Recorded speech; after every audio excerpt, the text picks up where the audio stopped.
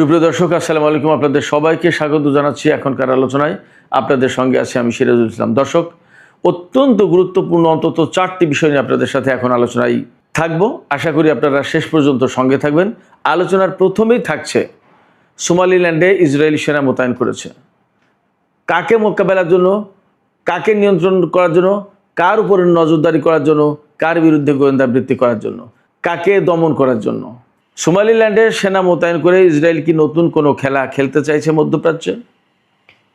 এপাশে গতকাল 23শে জুন মঙ্গলবার ইরানের প্রেসিডেন্ট পাকিস্তান সফরে গিয়েছিলেন। তারাও কিন্তু বসে নেই। তারা পাকিস্তানের সাথে কৌশলগত এবং নিরাপত্তা বিষয় নিয়ে গভীর আলোচনা করেছেন এবং ধারণা করা হচ্ছে খুব অল্প সময়ের ভেতরে চীন এবং রাশিয়ার সাথে যেমন ইরানের কৌশলগত সামরিক চুক্তি আছে, তেমনি পাকিস্তানের সাথে সামরিক চুক্তি হতে যাচ্ছে। তাহলে মধ্যপ্রাচ্যে ভিন্ন মাত্রার একটা সমীকরণ তৈরি হবে, কথা বলাই যায়। এদিকে ডোনাল্ড ট্রাম্প বারবার বলছেন হরমুজ প্রণালী কন্ট্রোল করতে পারবে না ইরান এবং সেখানে কোনো টোল থাকবে না। কিন্তু ইরান বলছে হরমুজ প্রণালী তাদের নিয়ন্ত্রণেই থাকবে এবং তারা এরই মধ্যে গতকাল 23শে জুন ওমানের সাথে এই বিষয়ে বিস্তারিত আলোচনা করেছেন এবং ওমান ও ইরান যৌথ বিবৃতি প্রকাশ করেছে তারা কিভাবে হরমুজ প্রণালী কন্ট্রোল করবে, কিভাবে হরমুজ প্রণালী থেকে টোল আদায় করবে, এই সমস্ত বিষয় নিয়ে বিস্তারিত আলোচনা হয়েছে। নীতিগতভাবে তারা একমত হয়েছেন। সেক্ষেত্রে অবশ্যই বলা যাচ্ছে মধ্যপ্রাচ্যের পরিস্থিতি আমেরিকার চাওয়া পাওয়ার বাইরেই অনেক কিছু চলে যাচ্ছে। সুপ্রিয় দর্শক, এই বিষয়গুলো নিয়ে আলোচনা করব। এর পাশাপাশি আরেকটা বিষয় থাকবে, ইরানের ভেতরে যে F-15 যুদ্ধবিমান বিধ্বস্ত হয়েছিল তার উদ্ধার করা পাইলট তিনি নাকি জানিয়েছেন যে তার বিমান যখন ভূপাতিত হয়েছিল তার আগে তিনি তার সামনে অনেকগুলো জেলিফিশের মতো ইরানি ড্রোন দেখেছিলেন। তারপরে আর কি হয়েছে তিনি বাদবাকি জানেন না। যা হোক, আশা করি এই আলোচনাগুলো আপনাদের ভালো লাগবে। আর যদি ভালো লাগে ভিডিও তাহলে লাইক, কমেন্ট, শেয়ার করবেন এবং চ্যানেলটি সাবস্ক্রাইব করে সাথেই থাকবেন। দর্শক, চলুন বিস্তারিত আলোচনায় চলে যাই। আপনাদের নিশ্চয়ই মনে আছে আমি বেশ কিছুদিন আগে সোমালিল্যান্ডের বিষয়ে একটা আলাদা ভিডিও করেছিলাম। সেই ভিডিওতে বলেছিলাম কিভাবে সোমালিল্যান্ডকে ইসরায়েল স্বীকৃতি দিয়েছে, সোমালিল্যান্ডকে নিজের আওতার ভিতরে নিয়ে, নিজের নিয়ন্ত্রণের ভিতরে নিয়ে নিচ্ছে এবং সোমালিল্যান্ড নিয়ে তার কী কী পরিকল্পনা বিস্তারিত আলোচনা করেছিলাম। সোমালিল্যান্ডের সাথে যুক্ত আছে ভারত, সংযুক্ত আরব আমিরাত, আমেরিকা, অনেক কিছু। টার্গেট কি তাও বলেছিলাম একদম বিস্তারিত। যে ভিডিওতে সোমালিল্যান্ড নিয়ে আলোচনা করেছিলাম সেই ভিডিওর লিঙ্ক আমি উপরে দিয়ে দিচ্ছি, আপনারা দেখে নিতে পারেন। আবার আজকের ভিডিওর ডেসক্রিপশনেও এই লিঙ্ক দিয়ে দেবো, আপনারা চাইলে সোমালিল্যান্ড নিয়ে কী আলোচনা হয়েছিল আপনারা দেখে নিতে পারেন। তো আমি আজকে যেটা বলি, সোমালিল্যান্ডে এরই মধ্যে খবর বেরিয়েছে ইসরায়েল সেনা মোতায়েন করেছে। কত সেনা? বলা হচ্ছে 50 জন সেনা মোতায়েন করেছে। কিন্তু বাস্তবতা আমি ব্যক্তিগতভাবে বলি, যদি বলা হয় 50 জন তাহলে অন্তত 500 জন। যদি বলা হয় 50 জন তাহলে সংখ্যা বেড়ে 5000 জনে চলে যেতে পারে। 50 জন দিয়ে কি করবে? আর তারা কি সীমান্ত চৌকি দিতে আসছে নাকি অ্যাডভাইজারি কোনো ডিউটিতে আসছে? বরং সোমালিল্যান্ডে কেন ইসরায়েল সেনা মোতায়েন করছে আমি সেই কথাটা ক্লিয়ারলি এখানে বলবো। আর কাদেরকে মোতায়েন করা হলো সেই কথাটা একটু আগে বলি। সোমালিল্যান্ডে মোতায়েন করা হয়েছে আফ্রিকান অরিজিন ইসরায়েলি সেনা, অর্থাৎ ইথিওপিয়া, নাইজার, এরকম বিভিন্ন দেশ থেকে যারা মাইগ্রেট করে ইসরায়েলে চলে যায় এবং ইহুদি হয়, গায়ের রং কালো, এদের যারা সেনাবাহিনীতে চাকরি নেয়, এই সমস্ত কালো বর্ণের যারা তাদেরকে এই সোমালিল্যান্ডে পাঠানো হচ্ছে। কারণ সোমালিল্যান্ডের লোকজনের গায়ের রং সব কালো, যাতে আলাদা করে কেউ না বুঝতে পারে যে এইটা ইসরায়েলি আর এইটা সোমালিল্যান্ডের। সোমালিল্যান্ডে যখন ইসরায়েলি সেনা মোতায়েন করছে, সোমালিল্যান্ডের সোকল্ড সরকারের অনুমোদন নিয়ে এই মোতায়েনটা হয়েছে। কিন্তু সেখানকার জনগণ কি চাইছে সেটাও একটা দেখার ব্যাপার এবং সেখানে কিন্তু হয়তো ইসরায়েল বিরোধী কোনো শক্তি যদি সোমালিল্যান্ডের ভেতরে ঢুকে ইসরায়েলি সেনাদের বিরুদ্ধে কোনো তৎপরতা চালাতে চায় তাহলে সহজেই ইসরায়েলিদের সাধারণ গায়ের রং যেটা ফর্সা, এই ফর্সা গায়ের রংওয়ালা সেনা মোতায়েন করলে সহজে চেনা যাবে যে এটা ইসরায়েলের আর এটা সোমালিল্যান্ডের। এই জন্য সোমালিল্যান্ডের মানুষের চেহারা যেমন, গায়ের রং যেমন, তেমন চেহারা তেমন গায়ের রং কালো, এই রকম লোকজনকে ইসরায়েলি সেনাবাহিনীর সদস্য হিসেবে মোতায়েন করছে। পলিসি, তাদের বুদ্ধি এবং চালাকিটা দেখুন। এখন প্রশ্ন হচ্ছে, এই প্রসঙ্গে আমি আরও কিছু কথা জানাই। সোমালিল্যান্ডের প্রেসিডেন্ট হচ্ছে মুসলমান, নাম আব্দুর রহমান। এই 1-1.5 সপ্তাহ আগে তিনি ইসরায়েল সফর করে এসেছেন এবং সোমালিল্যান্ডকে স্বীকৃতি দেওয়া পৃথিবীর একমাত্র দেশ হচ্ছে ইসরায়েল। সোমালিল্যান্ড কোথা থেকে আসলো? আমরা সবাই জানি সোমালিয়া। সোমালিয়া একটা আফ্রিকার দেশ। এই আফ্রিকার একটা অংশ, একেবারে সোমালিয়া হচ্ছে ভারত মহাসাগরের উপকূল জুড়ে লম্বা একটা দেশ, একদম লোহিত সাগরের কোণা পর্যন্ত চলে এসেছে। বাবাল মান্দেব প্রণালীর কোণা পর্যন্ত এই সোমালিয়ার ভূখণ্ড। সেখান থেকে বামে একটু শিংয়ের মতো লম্বা করে চলে গেল আরও পশ্চিম দিকে। এই যে লম্বা করে শিংয়ের মতো যে চলে গেল, এই অংশটাই হচ্ছে এখন সোমালিল্যান্ড। সোমালিয়া থেকে এটাকে বিচ্ছিন্ন করা হয়েছে। এখানকার জনসংখ্যা 63 লাখ, আয়তন 1,37,000 বর্গ কিলোমিটার। তো এই সোমালিল্যান্ডের অবস্থান কোথায়? একদম লোহিত সাগরের কুল ঘেঁষে। মূল টার্গেটটা কি?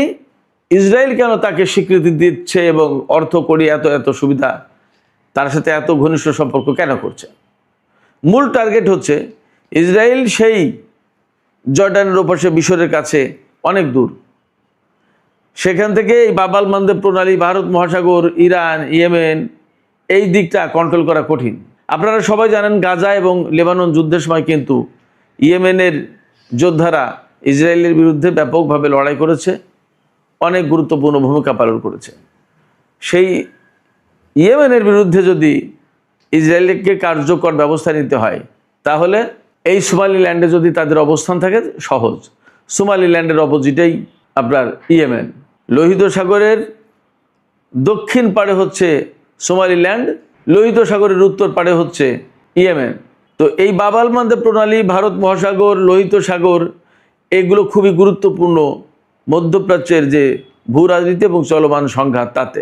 হরমুজ প্রণালী যেমন বন্ধ করে দিলে বিশ্বের তেল প্রবাহ বন্ধ হয়ে যায়, বিশ্বের গুরুত্বপূর্ণ বাণিজ্য বন্ধ হয়ে যায়, তেমনি বাবাল মান্দেব প্রণালী বন্ধ করে দিলে ভারত মহাসাগরে আসা, সুয়েজ খাল থেকে লোহিত সাগরে ভারত মহাসাগরে আসা খুব কঠিন।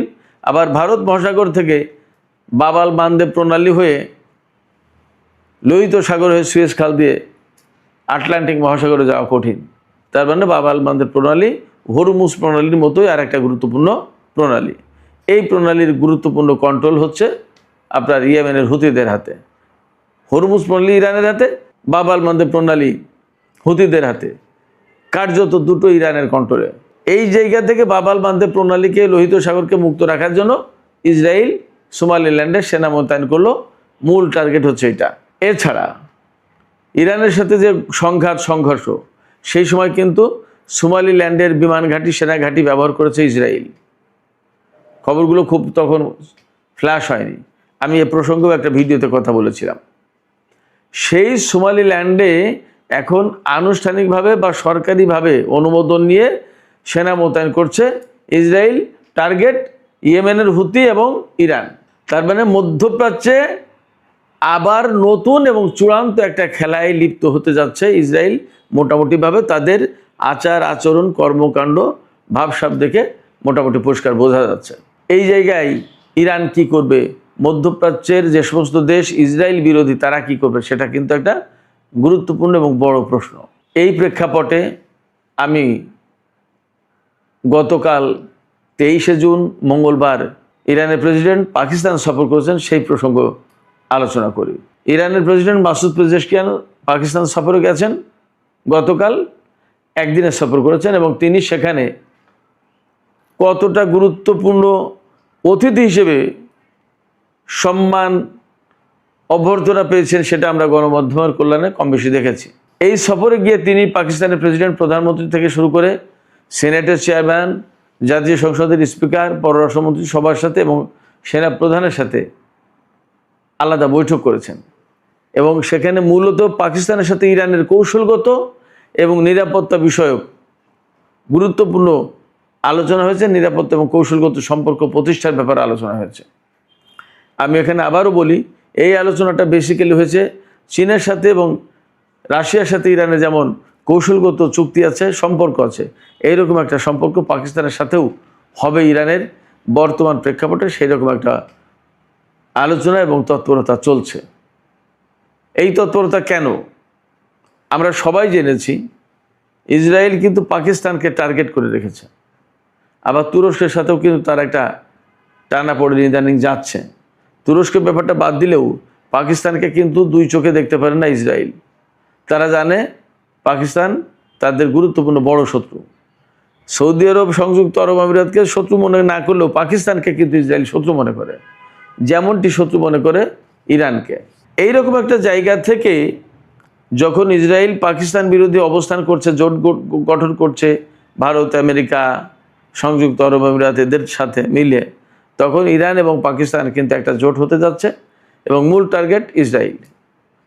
মধ্যপ্রাচ্যে যাতে ইসরায়েলের যে আকাঙ্ক্ষা, প্রত্যাশা আছে গ্রেটার ইসরায়েল প্রতিষ্ঠা করা, পুরো মধ্যপ্রাচ্যের কন্ট্রোলটা তাদের হাতে নেওয়া, এইটা যদি ঠেকাতে হয় তাহলে পাকিস্তান এবং ইরানের যদি একটা কৌশলগত চুক্তি থাকে, সম্পর্ক থাকে, তাহলে এটা সহজেই ঠেকানো সম্ভব।